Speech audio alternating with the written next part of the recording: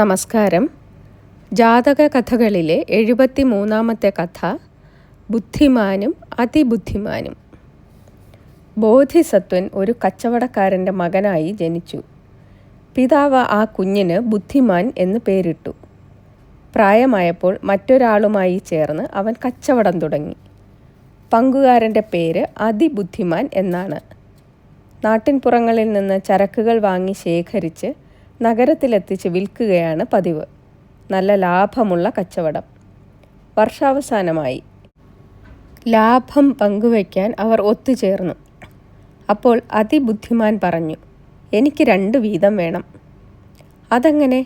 നമുക്ക് 2 പേർക്കും തുല്യമായല്ലേ പങ്കുവയ്ക്കേണ്ടത്? അതോ, നീ വെറും ബുദ്ധിമാനാണെങ്കിൽ ഞാൻ അതിബുദ്ധിമാനാണ്. അതുകൊണ്ട് നിനക്ക് കിട്ടുന്നതിൻ്റെ ഇരട്ടി എനിക്ക് കിട്ടണം, അത്ര തന്നെ എന്നായിരുന്നു അതിബുദ്ധിമാൻ്റെ മറുപടി. അപ്പോൾ ബുദ്ധിമാൻ പറഞ്ഞു, അതിൻ്റെ ന്യായം എന്താണ്?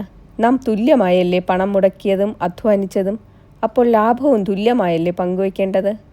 പക്ഷേ അതിബുദ്ധിമാൻ അത് സ്വീകരിച്ചില്ല. അങ്ങനെ പറഞ്ഞ് അവർ ഒരു വഴക്കിൻ്റെ വക്കത്തെത്തി. വീട്ടിലെത്തിയ അതിബുദ്ധിമാൻ ആലോചിച്ചു. വഴക്ക് കൂടുന്നതിൽ അർത്ഥമില്ല. കൗശലം കൊണ്ട് കാര്യം നേടുകയാണ് ബുദ്ധി. അതിനായി അയാൾ ഒരു തന്ത്രമൊരുക്കി. അവിടെ അടുത്തൊരു പ്രായം ചെന്ന വടവൃക്ഷമുണ്ട്. അതിന് ധാരാളം വേരുകളും പോടുകളുമുണ്ട്. ആ മരത്തിൽ ഒരു വൃക്ഷദേവതയും ഉണ്ട് എന്നാണ് വിശ്വാസം. അതിബുദ്ധിമാൻ തൻ്റെ പ്രായം ചെന്ന അച്ഛന് ചില നിർദ്ദേശങ്ങൾ കൊടുത്ത് ആ മരത്തിൻ്റെ ഒരു പോട്ടിൽ ഒളിച്ചിരുത്തി. പിന്നെ നേരെ ബുദ്ധിമാൻ്റെ വീട്ടിലേക്ക് പോയി അയാളോട് പറഞ്ഞു, ചങ്ങാതി, നാം എന്തിനു വെറുതെ വഴക്കു കൂടുന്നു? നമുക്ക് വൃക്ഷദേവതയുടെ അടുത്ത് പോയി പരിഹാരം തേടാം. എന്താ, സമ്മതമല്ലേ? ഓഹോ, സമ്മതം തന്നെ, ബുദ്ധിമാൻ പറഞ്ഞു. അവരിരുവരും കൂടി വടവൃക്ഷത്തിൻ്റെ നേരെ തൊഴുതിട്ട് പറഞ്ഞു, പ്രഭോ, ഞാൻ അതിബുദ്ധിമാനും ഇവൻ ബുദ്ധിമാനുമാണ്. ഞങ്ങളുടെ പങ്കുകച്ചവടത്തിൻ്റെ ലാഭം എങ്ങനെ വീതിക്കണമെന്ന് കൽപ്പിച്ചാലും. അവർ കാത്തുനിന്നു. അതാ വൃക്ഷത്തിൻ്റെ ഉള്ളിൽ നിന്നും ചിലമ്പിച്ച ഒരു ശബ്ദമുയർന്നു. ബുദ്ധിമാന് 1 പങ്ക്, അതിബുദ്ധിമാന് 2 പങ്ക്. ഈ മറുപടി കേട്ടപ്പോൾ തന്നെ ബുദ്ധിമാന് സംശയമായി. ദേവതയായിരിക്കുകയില്ല സംസാരിച്ചത് എന്ന് അയാൾക്ക് തോന്നി.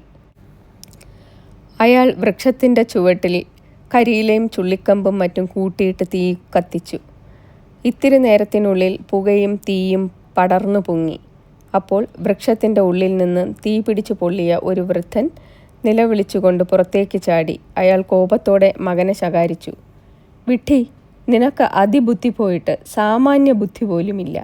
ഇനിയെങ്കിലും ഇത്തരം അംഗത്വം കാണിക്കരുത്.